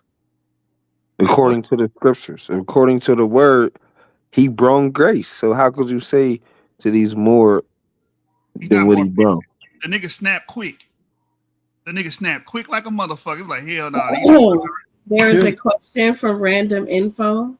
Why doesn't God make people perfect? That would be so boring. That would be boring. Hold on, that'd be a boring ass word. No, he don't. Yes, he do. He makes you perfectly. Stop. Let me answer it. He makes you perfect. He make you perfectly you, right? So that's why, like when Jesus say, "Be ye perfect," right?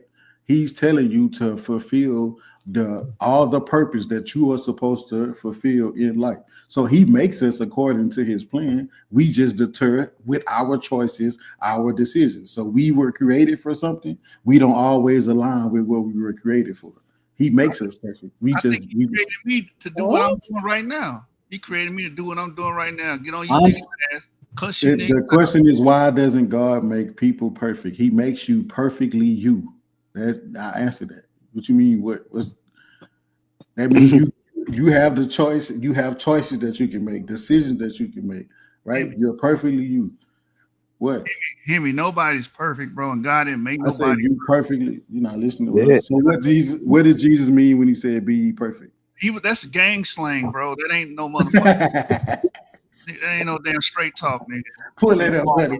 Pull it up. Can we get No, this? people don't be the best version of themselves. Man. It says he spoke in parable.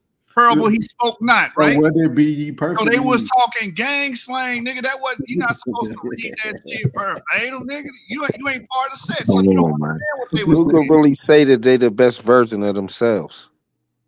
Why did he say be ye perfect in Matthew 5:48? As my father is in heaven, right? Right. That's gang slang. They don't mean literally be perfect. No one's literally perfect in anything. We're all that's why I said that he makes you perfectly you. Yeah, but Tiffany was asking why doesn't he make people perfect? He doesn't. I said he makes you perfectly you. He do. Oh my God. So people choose not to be the best version of themselves. If you was the best version of yourself, then if you're perfect self, right, you all the way on your perfect self, yeah, you'll be on some other type time. If you was your perfect self, you're gonna be whatever you want to be. But that's not what God. No, that's what he made you to be. He made you to be your perfect self, and then you take away from that. No, you don't. If you're perfect, if you are whatever you want to be. If I'm saying I'm gonna keep it 100, I keep it real all the time. I do what I want to do. I'm perfect. No, I'm perfectly me. You will be perfect to somebody else, though, Himmy. So if the gauge of perfect is on the God, then he doesn't make people perfect. If the gauge of perfect is on the person, then yeah, they can be perfect because they're gonna choose what perfect is. It is on the God. I said, she said people mixing arms and shit. Oh, she talking about Silky right there.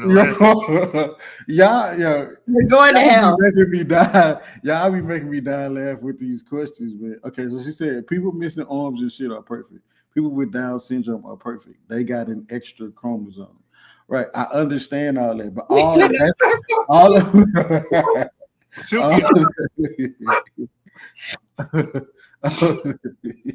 bro. Go ahead and put that gasoline patties on, man. Go ahead. Straight up. I ain't saying that because they be trying to ask the craziest question. Now, we gotta define. All right, because I don't want to be disingenuous. So somebody asked Tiff to define what she thinks perfect is. All right, but there goes a good scripture right there. Why call us down me good? There is none good but one that is God, which that's questionable too, because God ain't good, he evil too. What is that? Where did that? That's when the dude. Right. That's when the guy called him good master. Y'all not representing. See, this is what listen. People love trying to use. No, stop. Let me respond to him. Then you can say it. Right. People love trying to say that passage means that either Jesus isn't God or that no one can be good. What he meant by that, he was challenging that guy's understanding of what a good master is, right? Because the guy came to him and said, good master. So he said, why are you calling me good? If you think I'm good, then you must think I'm God. That's what Jesus was saying to him. I'm going to get you. No, you're not. All fall short from the glory. all fall short from the glory, right? Romans, right? Yeah. That's sin. We all got sin for nothing. Yeah. All right, I give you Isaiah, right? All of our righteousness is as filthy rags. He talking about, so if we aren't good, perfect is a wild stretch. What does y'all got to define what? Somebody tell me what perfect means first. Perfect means without flaw. I think it means better than good. If you make it to the end, you'll be perfect like him. If you make it through the fire, so at the end of the day, there is some perfect. Let's find out what it means. Can you pull up Matthew 5:48 in the blue letter or lexicon, honey, so we can find out what perfect means, please? Oh, he said blue letter or lexicon. Is this nigga a bailiff? I'm just catching on. Yeah, that's my. I don't know why. Oh, let me turn my camera on. This nigga a bailiff. I fuck with Himmy, man. I fuck with Christianity. I fuck with the Bible. I fuck with all that shit. But we fuck with it for a different reason, though, Himmy. I know you trying to use it to your advantage. You ain't trying to save souls, save lives. We supposed to kill souls. Fuck that saving shit, nigga. That shit was slain. When they said I'm gonna send you to God, what that mean? I'm gonna send your ass up there, nigga. Fuck is you talking about? Talking that bullshit, nigga. If you don't bow down to Christianity, we're gonna beat that ass on, bro. Click on the you know how to use it, honey? The blue letter. No, I do not. What they do to Paul? They beat his ass, Click right? on Bro, they was whooping ass back then, bro. You gotta tell what? It's very crazy. Click on the tools so you can select a word. Dictionaries. Nah, that ain't. I mean, I need to be clicking on it, man. Go to the lexicon. That's easier.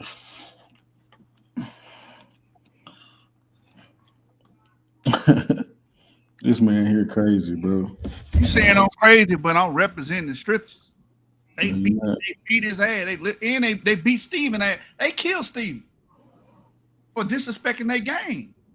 Who killed Stephen? No, they did. Yeah, they did. What's that? No, but they didn't kill Stephen because I like Stephen. They let Stephen went outside like, yeah, what's up? Like, let me go talk to my people because he used to be one of the tax collector people. And he went out there and then he got his whole ass murked out. Yeah, they stumped him. Marked out. Yeah, they stumped his ass outside the club, nigga. And his mama had to do a little fish fry because he didn't have enough money to bury that bitch at that home, bro. He irritates me. Nah, for real. This nigga be on some other shit. What? The scriptures don't say he got his ass whooped. They killed him too. He got stoned. They killed him. You trying to change it? First you said they killed him. Now you just trying to say he got beat up. He got beat up first, then he got stoned to death. Like that's the type of shit. That's my religion, nigga. You found it, honey? Get the Stevens. Nah, skip that. Get the Stevens scripture, man. Talk about that nigga getting his ass whooped. I just want to show y'all that we can. It says having reaches. Okay, I'm looking at this lexicon thing. I still don't understand. Well, so it's complete, right? That's what perfect means in that sense. So that's why I said he makes you perfectly yourself. So when Jesus says be ye perfect, he said be complete, huh? Complete. I thought you couldn't be complete without him. You can't be complete without him, but that's why he's saying be ye perfect as your Father is in heaven. But how do you do that? Right? You have to follow Christ. I'm gonna have to pull one of Ruben's moves, man. Y'all ain't gonna misrepresent. Oh, hey, share my screen real quick, bro. Bro, share my screen. Hold on. See, complete, mature, full grown, perfect, complete in all its parts. Oh, I couldn't. I can't get down to the screen. Oh, there you go. What? Yeah, I had to do. Ruben AI overview, nigga. What they say right there?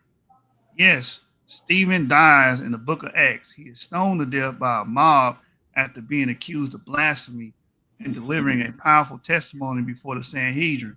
His death is recorded in Acts 7:59 through 60, where he prays to God and asks him to forgive his persecutors before he died. Watch this. Now type did Moab defeat the Israelites in the 3rd Kings? Why?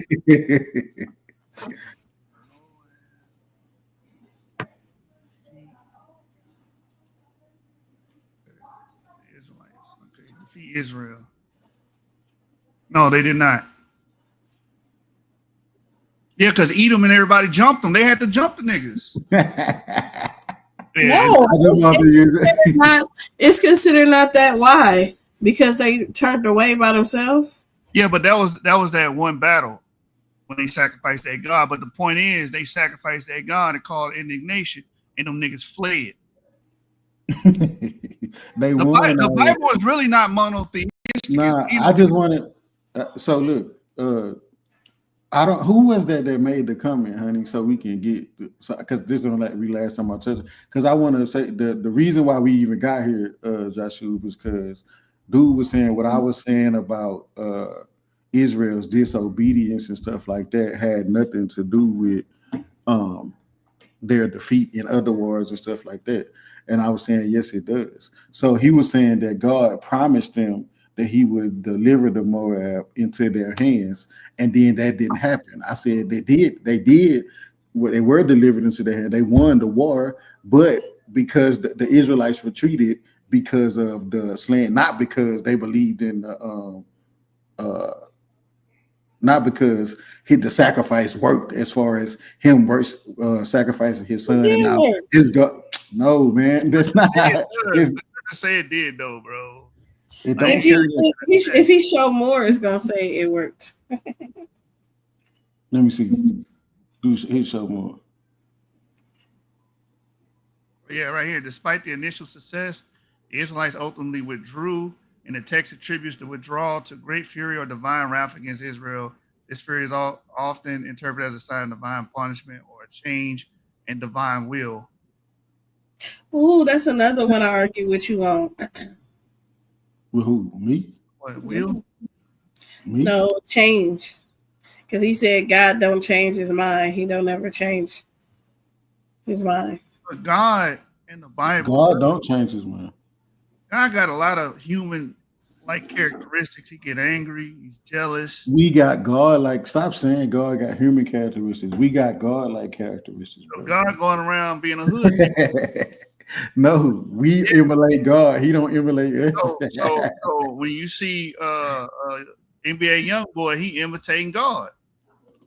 He has some God-like characteristics, but you can abuse it. She said, "Great fury," mean they were scared and ran. Real talk. They already had war. It keep telling you. Look, wait, hear me. Look, so it say Moabite victory, right? And it says in the Nemisha Stele, which is a Moabite inscription, right? Yeah. And it details Moabite history. It says Moab's rebellion against Israel and the successful expulsion of the Israelite army. It doesn't necessarily portray it as a victory in the military sense, but it focuses on the Moabite perspective of their successful rebellion against Israel. Because rather than a complete military victory, because they still maintain their space that they ran, they maintain control of that, and they drove them away.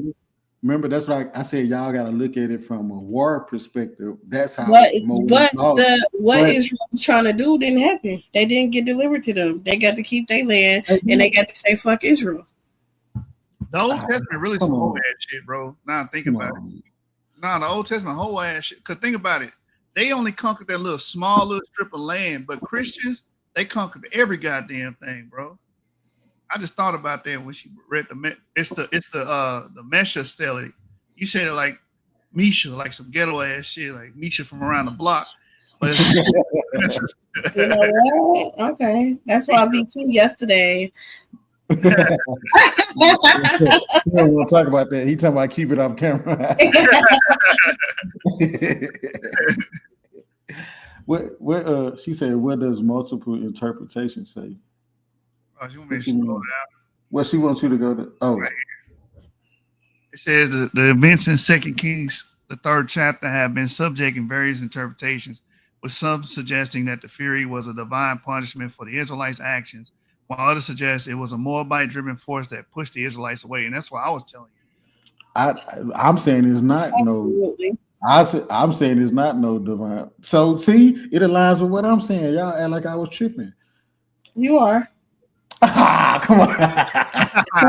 Because you trying to read it with Yahweh glasses on and shit. But now just reading it like on the outside looking in, what do it look like? It says this. It says you want to act like, oh no, that's because who would divine punishment come from? Who would divine punishment come from? It came from a Christian because they want to believe that their God wasn't a liar because they ran. because of after the sacrifice. But it was after the sacrifice though they ran. That's right? a point. They didn't right after the sacrifice. Yep. But so that's I'm not understanding. Right, that's why I'm saying that y'all talk about two different things. So they God didn't lie; He delivered the more. Because what is He punishing them for? Believe I told you what I think in their hands. What reason would He have to after they do all of this motherfucking shit to be like, you know what, I'm gonna punish you now and give I told you my opinion. I think it's their own idolatry, and because they was practicing some of that stuff too. You see what I'm saying? That's why I started off with, and I said that's what their disobedience towards God is what caused them to fail a lot of times. And this shows even when they were winning, they probably in their mind when they seen this whatever was, thinking, we're gonna lose over it. And so God had fury, said, why are you, nigga, I'm your God. Why are you thinking this nigga is praying to a real God? If I'm you see what I'm saying? That makes perfect sense to me. But I ain't gonna push the issue no further.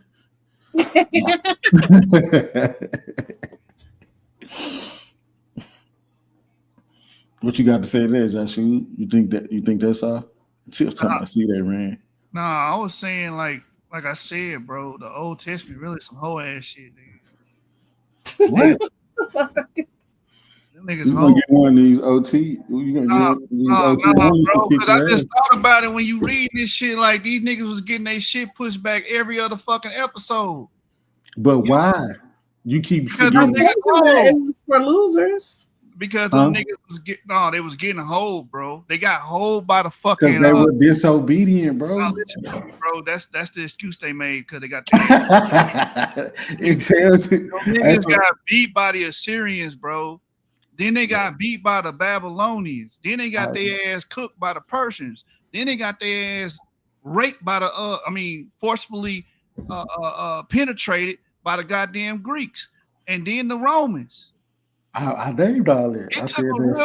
Hold on. It took real Christian niggas to really bounce back. That's because Christians God really on the map. No, hold on, listen to me, bro. Christians put the God on the map. If it wasn't for Christianity, that shit would have died out. You're not listening, bro. It's all about faithfulness to God. No, right? It ain't faith, bro. And obedience. Yes, it is. Belt the ass. If niggas wasn't putting belt the ass, it would be no Christianity. Why is you screaming? No, bro, because I get passionate about this shit. You ain't whacking, man. You gonna stay. You ain't when I come. Matter of fact, when I come to Texas, we gonna do some evangelize. I'm gonna see if you really about to hit. We gonna go outside. We gonna go outside. Nah, we gonna go outside and do some evangelize. We gonna do like the Jehovah's Witness and the Hebrew, the Hebrew Israelites. They sit out on corners.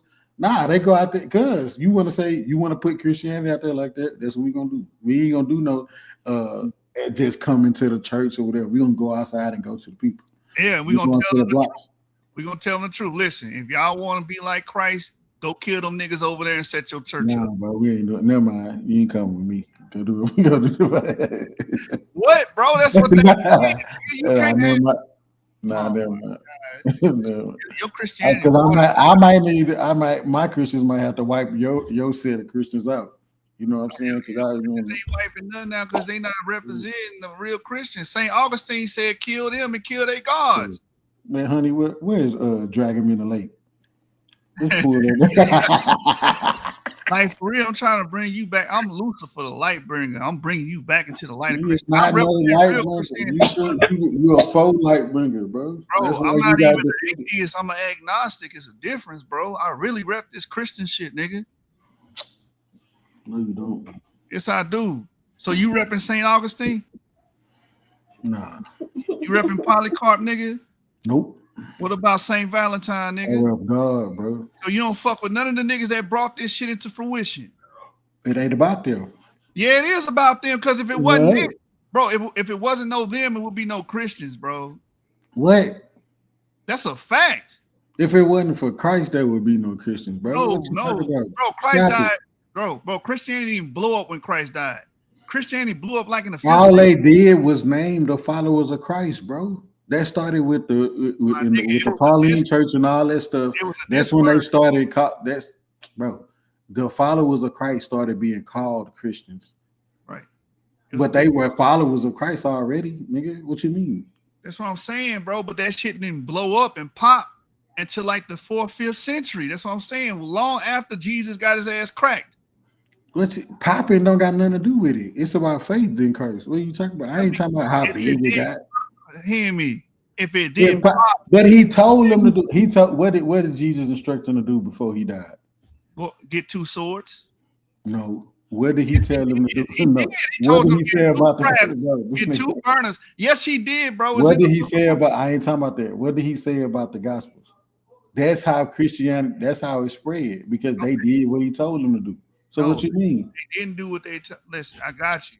I got what you're trying to say, but Christianity didn't really pop until niggas was killing shit and bodies dropped. Christians were persecuted. You talk about they were persecuted because they were followers. Get back. Did they get their get back?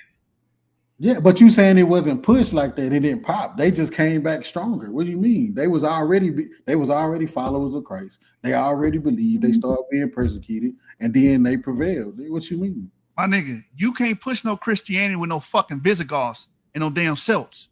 You gotta murk them niggas first, get them out the picture, to set your motherfucking church up. So how did the first Christians exist? The first Christians was getting their ass, bro. They was getting their ass cranked. But they was okay. So if they all got killed, how did Christianity stand? Somebody had to be alive. Theodosius and them niggas was like, St. Augustine was like, we gonna put them niggas, we gonna put their ass in a bag like they've been putting us in a bag, bro. Fuck is you talking about? They killed one of ours, we killed 5 of theirs. That's how not listening though. I'm saying that Christianity was always gonna, that was what it was prophesied. Christianity was gonna always prevail. They just went through persecution. No, Christianity was set up to go kill niggas, bro. Man, what's up? Okay, y'all, it's 2 hours.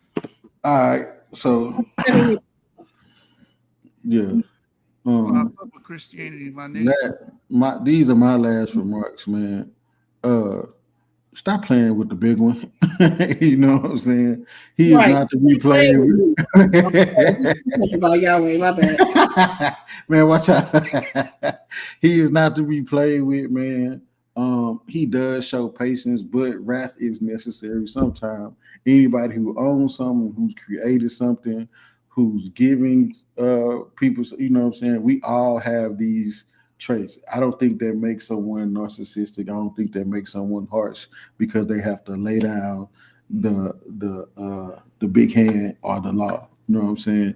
Those are my closing remarks. I appreciate y'all coming through, showing support, showing love, and even letting me get this presentation off. Thanks for everybody who asked questions. That's the type of stuff that keep me on my toes, keep me studying further. Appreciate y'all. Honey, Joshua, Mel, Morris, Barbarian. Y'all know I love and support y'all, Barbarians.